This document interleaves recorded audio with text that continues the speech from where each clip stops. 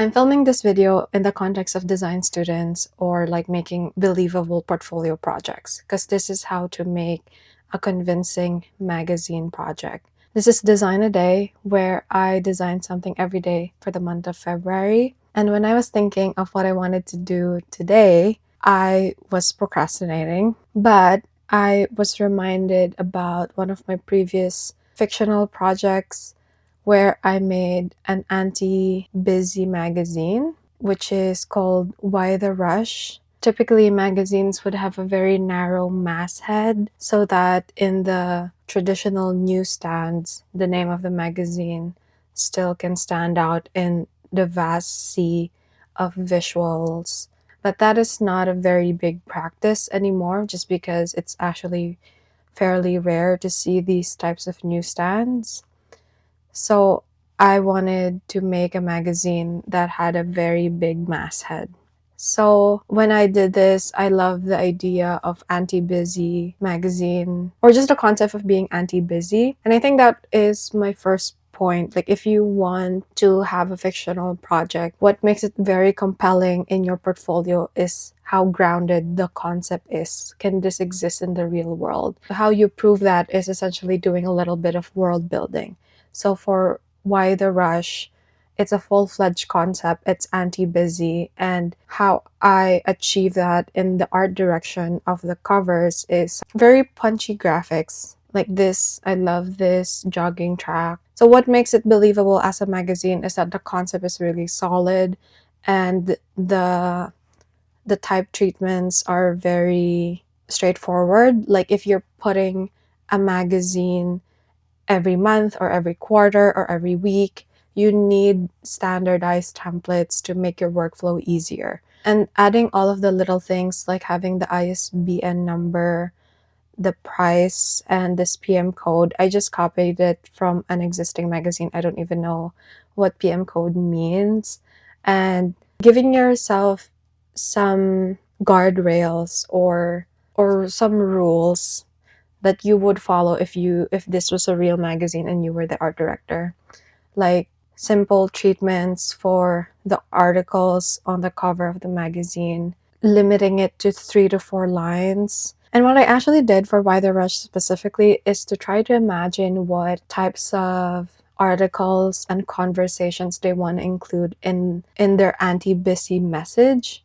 So I made up like core sections. The same way that in newspapers, you have different sections for arts and leisure, business, world news, entertainment, and whatever. If you are publishing a 100-page magazine semi-regularly, you have core sections that you're always pushing out, and those would be the ones featured on the cover. So it's such a nitpicky detail, but it's the thing that grounds your fictional project and makes it so compelling and so believable, which, if you're a student designer or if you're a new designer, is what makes it really powerful. And that's the type of things senior designers and creative directors notice. So for Why the Rush specifically, I listed the article pattern. I already listed the articles we're going to be including for the next one, the 4th issue of Why the Rush. So the first one is an article relating to the cover. This is usually dependent on if I see a compelling stock photo. So for the biking and the running, I saw it and I thought they were really cool.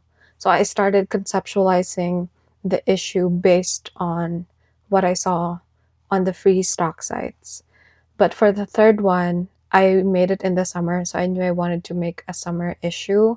So I thought of things happening in the summer, and that's why I did a picnic issue and specifically look for images relating to picnics. Yes. So the 6 articles it's always going to be the main feature, the article relating to the cover.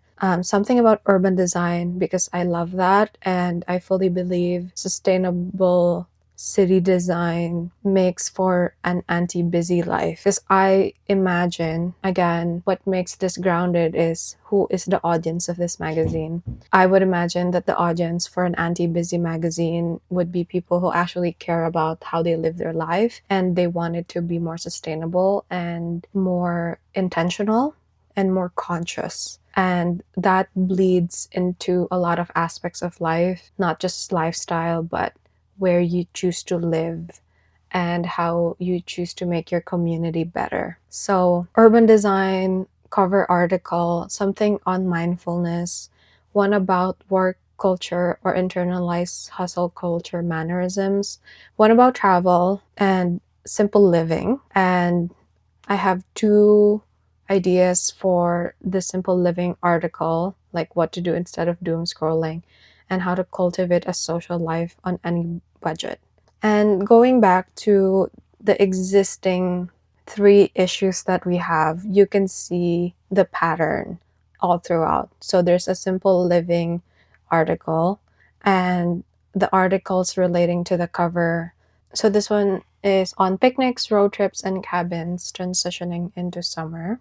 This one, I saw this picture first, so I had to incorporate, think of a type, think of an article that fits this. That's why I did incorporating movement, the rise of the walking pad. This was very big 3 years ago when I designed this cover because everyone was working from home. And then the biking guy is why we have this article on the new bike policy. Paris's policy changes to become 100% cyclable by 2026, which was true. And I love doing, again, just things to ground your project. This is very much tied in real life, the same way that a magazine would be, because you would have writers researching trends. You would make it seasonally conscious. So if it's spring and summer, you would have something for spring and summer, right? And whatever's happening in the media landscape is something that the magazine would be aware of. So it adds that grounding in your project.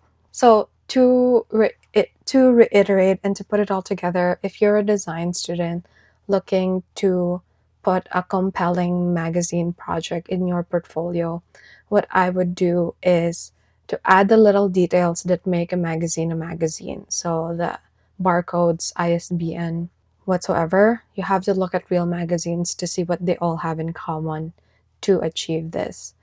Have articles that are grounded to what's happening in the real world. It gives that realism, even if it's just the headline, even if the article doesn't exist. And that means for me is to actually examine what is the message of this anti-busy magazine, who is reading it, and what are they looking for, what news are they consuming to want to be subscribed to this magazine, you know? So, for example, of course, hustle culture would be against the anti-busy magazine, but urban design and simple living and mindfulness might not be like directly related, but if you know your target audience, you know that they would be interested in those articles, right? So, but again, these are all very self-serving because this is going to be your project. These are all things I'm passionate about. Not all of my friends who care about mindfulness would care about urban design, but I do. That's why I put them there. It also becomes compelling that way because it tells art directors, creative directors a little something about you as well. So that's it. Let's design the fourth issue. Since this is the fourth time I'm doing Why the Rush, I would just duplicate my old file and recreate that for the fourth issue, right? But to just break it down, it's pretty straightforward. You have the cover photo. I darken the edges a little bit, almost like a vignette, just to make the type more legible. Folios, the masthead, of course, is the name of the magazine. All of the articles, and we have a grain and noise. So now that I'm just making it because this already exists, I get to just insert my cover photo and type in my new articles, and that's it. Super simple.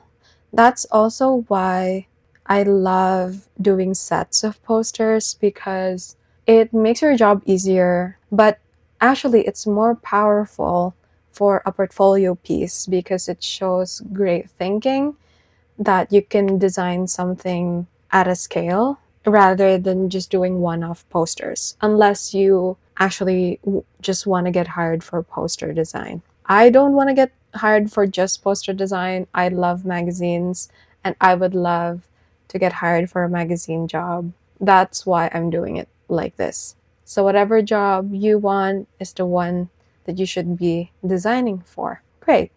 When I was searching for transpo, this image popped up and I really liked it. I don't know if this is gonna work. We'll see. Love it. Love it. I would actually remove this because it interferes with the type.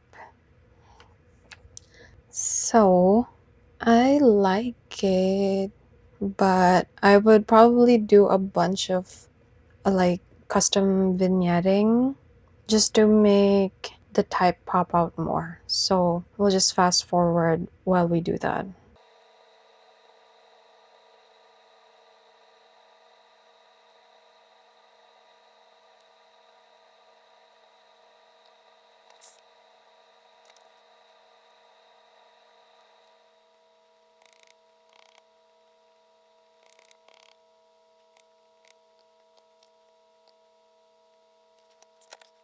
I don't know if this is gonna be a controversial decision, but what if I change this to white? Would that be crazy? I want to highlight the inside more, like make it more vibrant. Okay, I think that's it. So I think the cover actually ends up working pretty well. It seems like it's a well thought of cover because you have an article about metro systems, and this is in the subway, and there's an article about the hidden costs of clickbait tourism in Japan, and this subway is in Japan. That's what I think based on the hiragana characters and what to do instead of doom scrolling, and a lot of people are in their phones in this photo. So I love that it touches on a lot of layers. I feel like when you have a successful cover like that, it does encapsulate the theme of the issue so well because so many touch points are intersecting. Yes. And that's that on that. This is our day 4 poster and also the 4th issue of Why the Rush magazine. I hope my explanation on how to make a compelling fictional magazine made sense, and I hope it encourages you to design a magazine of your own. And as always, you can watch more Design a Day in this playlist, and you can subscribe to my channel here. See you tomorrow. Bye!